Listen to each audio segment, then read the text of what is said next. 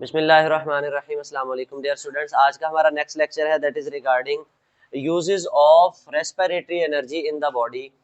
बेटा ये short question अक्सर आ जाता है कि हमारी बॉडी में एनर्जी कब कब इस्तेमाल होती है। जो हम ग्लूकोज खाते हैं, जो फूड हम खाते हैं, हम कहते हैं ना हमें फूड क्यों चाहिए? एनर्जी हासिल करने के लिए। और सेल की एनर्जी करेंसी कौन है?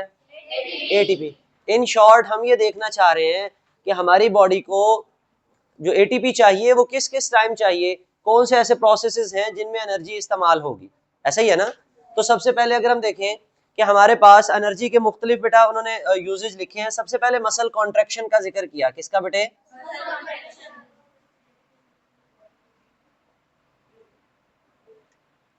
Muscle contraction. जब भी बेटे हमारी बॉडी के कोई मसल कॉन्ट्रैक्ट होने, फॉर एग्जांपल मैंने इस बाजू को बेंड करना है, मोड़ना है, तो यहाँ के मसल कॉन्ट्रैक्ट होंगे तो इस बाजू को खींचेंगे ना। अच्छा, अब ये मसल कॉन्ट्रैक्ट हुए, अब दो प्रोसेस है जिनको at the same time energy चाहिए। पहला प्रोसेस वो था कि ब्रेन से मैसेज आएगा मसल्स को नर्व्स के जरिए कि कॉन्ट्रैक्ट हो जाओ। इसका मतलब नर्व इंपल्स की ट्रांसमिशन के लिए, नर्व इंपल्स के लिए भी क्या चाहिए? एनर्जी चाहिए। लिख लेते हैं हम यहाँ पे, नर्व इंपल्स ट्रांसमिशन, उसके लिए भी क्या चाहिए? अब मसल कॉन्ट्रैक्ट हो गए। अब होता ही है बेटा कि जब मसल कॉन्ट्रैक्ट हो जाते हैं तो वहां पे ये ऐसे ही है बेटा, जैसे दो प्रोटीन के फाइबर्स धागे पहले यूं थे, अब ये एक धागा दूसरे धागे के ऊपर चला गया और यहाँ पे जाके उसने यहाँ पे बॉन्ड्स बन गए, पकड़ लिया उसको। पहले ये मसल्स यूं थे, दूर दूर थे, अब ये कॉन्ट्रैक्ट हुए तो एक धागा दूसरे धागे के ऊपर स्लाइड करता हुआ आगे तक चला गया और यहाँ पे जाके उसके दोनों के आपस में क्या बन गए? बॉन्ड्स बन गए। अब इन बॉन्ड्स को ब्रेक करेंगे तो ब्रेक करने के लिए एनर्जी चाहिए, तोड़ेंगे तो ये वापस मसल दोबारा क्या होगा? रिलैक्स। दोबारा क्या होगा? ये पूरा प्रोसेस एक ही कहलाता है जिसका नाम क्या है? Muscle contraction.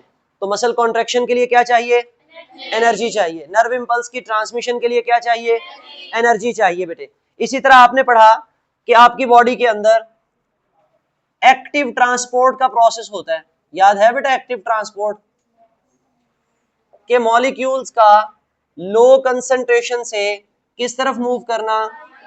हाई कंसंट्रेशन की तरफ मूव करना क्या कहलाता है? मैं अक्सर एग्जांपल देता हूँ, छोटे बच्चे ना घर के बाहर साइकिल चला रहे होते हैं, घर के आगे ना स्लोप बना हुआ हो ना, ठीक है, वो क्या करते हैं? साइकिल को ऊपर ले जाते हैं, ऊपर बैठते हैं बगैर पेडल मारे, स्लाइड करके नीचे। अच्छा, फिर उतरते हैं, फिर दोबारा उस साइकिल को उठाएंगे, फिर वो दो तीन बच्चे जोर लगा के ऊपर लेके जाते हैं, फिर ऊपर बैठते हैं, फिर ऊपर से। जब नीचे से ऊपर जाना है, लो कंसंट्रेशन से हाई कंसंट्रेशन की तरफ जाना है, यू नीड एनर्जी। आपको क्या चाहिए? एनर्जी। ऐसे ही है ना? आप सीढ़ी चढ़ के ऊपर आए हो, ऊपर आने के लिए क्या चाहिए? और नीचे जाने के लिए ऐसे जंप लगाओ, चलो गए। ठीक है, तो एक्टिव ट्रांसपोर्ट कहां से कहां बेटे? लो कंसंट्रेशन से हाई कंसंट्रेशन की तरफ जब हम मूव करते हैं तो तब हमें एनर्जी। अच्छा, इसी तरह वो कहते हैं कि सिंथेसिस ऑफ बायोमोलिक्यूल्स बेटे। अब अगर किसी मॉलिक्यूल की सिंथेसिस हो रही है, वो एनाबॉलिज्म होगी, कैटाबॉलिज्म? एनाबॉलिज्म। और आपने पढ़ा था कि एनाबॉलिज्म के प्रोसेस में एनर्जी यूज होती है, रिलीज होती है? यूज होती है। एनर्जी क्या होती है? यूज होती है बेटे। इसी तरह आपकी बुक कहेगी सिंथेसिस ऑफ आरएनए या डीएनए जेनेटिक मटेरियल का बनना कब? During mitosis. जब बेटा सेल ने डिवाइड होना है तो सेल डिवीजन के लिए भी क्या चाहिए? एनर्जी चाहिए। डीएनए की रेप्लिकेशन के लिए भी क्या चाहिए? सिंथेसिस से मुराद बनना या रेप्लिकेट होना एक ही बात है। आरएनए बनाना है या डीएनए की सिंथेसिस करनी है, माइटोसिस करनी है, सेल डिवीजन करनी है, उसके लिए भी क्या चाहिए? एनर्जी चाहिए। उसके बाद हम पहले पढ़ चुके हैं कि मसल सेल के साथ ही नर्व इंपल्स की ट्रांसमिशन के लिए भी क्या चाहिए? एनर्जी चाहिए। देखें, आप सर्दी हो या गर्मी हो, आपकी बॉडी का टेम्परेचर 37 डिग्री ही रहता है। आपकी बॉडी का टेम्परेचर कितना रहता है? 37 डिग्री सेल्सियस रहता है। अगर बेटा सर्दियां आ जाती हैं तो आप देखें कि आपके हाथ और आपके पांव तो ठंडे हो जाते हैं, लेकिन आपका धड़ जो है वो ठंडा नहीं होता। ठंडे हाथ लगाते हैं ना किसी को जाके गर्दन में, है ना, उसकी गर्दन ठंडी होती है, गर्म।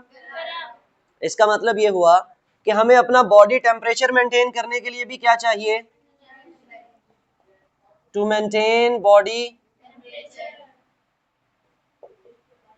टेम्परेचर बेटे, बॉडी टेम्परेचर को क्या करना है हमने, मेंटेन करना है, बरकरार रखना है एट 37 डिग्री सेल्सियस। तो उसके लिए हमें मुसलसल क्या चाहिए, एनर्जी चाहिए। और वो एनर्जी हमारी बॉडी में फूड की ब्रेकडाउन से बन रही है, हीट बन रही है हमारी बॉडी में हर वक्त। आप देखें, आप एक ही जगह बैठे रहें या आप, आजकल गर्मी है ना, आप बेड के ऊपर लेटे हुए, ठीक है, तो जिस जगह पे आप लेटे हुए वो जगह क्या हो जाती है, नीचे गर्म, फिर आप करवट लेते हैं ठंडी जगह पे हो जाते हैं, ऐसे ना, तो कमर जल रही है। तो उसकी रीजन क्या है, हमारी बॉडी से हीट रेडिएशन की फॉर्म में इमिट होती है। हीट क्या होती है, इमिट होती है। तो ये बेटा हमारे पास क्या हो गया, body temperature maintain. And the last one but not least, कि हमारे पास बेटे और भी बहुत से टॉक्सिन्स हैं जो बॉडी के अंदर वेस्ट मटेरियल होता है उसको ब्रेक करना, उसको बॉडी से निकालना, उस तमाम प्रोसेस के लिए भी क्या चाहिए, हम ये कह सकते हैं कि एक्सक्रीशन के प्रोसेस के लिए या मेटाबॉलिज्म के प्रोसेस के लिए भी हमें क्या चाहिए, एनर्जी चाहिए। यानी हमने क्या करना है बेटा, ब्रेक डाउन करनी है किसकी, ऑफ टॉक्सिन्स की, जहरीले मादे जो हमारी बॉडी में होते हैं, वेस्ट मटेरियल है, उनकी ब्रेक डाउन के लिए क्या चाहिए, एनर्जी चाहिए। और फिर उनको बॉडी में रखे या रिमूव कर दें फ्रॉम द बॉडी। और उनको जब हमने बॉडी से रिमूव करना है तो बाज़ औक़ात हमें तब भी क्या चाहिए, एनर्जी चाहिए। तो ये कुछ मेजर आपकी बुक ने एनर्जी के यूजेस लिखे हैं कि किस किस स्टेप में हमें एनर्जी चाहिए। ऑलमोस्ट तमाम स्टेप्स आपको पता है, जस्ट आपने याद करने हैं from short question point of view. बाकी आगे बेटा जितने भी लेक्चर्स हैं वो हम वन बाय वन पढ़ेंगे। लॉन्ग क्वेश्चन के तौर पे आते हैं, differentiate between aerobic and aerobic respiration, differentiate between photosynthesis and respiration, calculate the energy budget of respiration.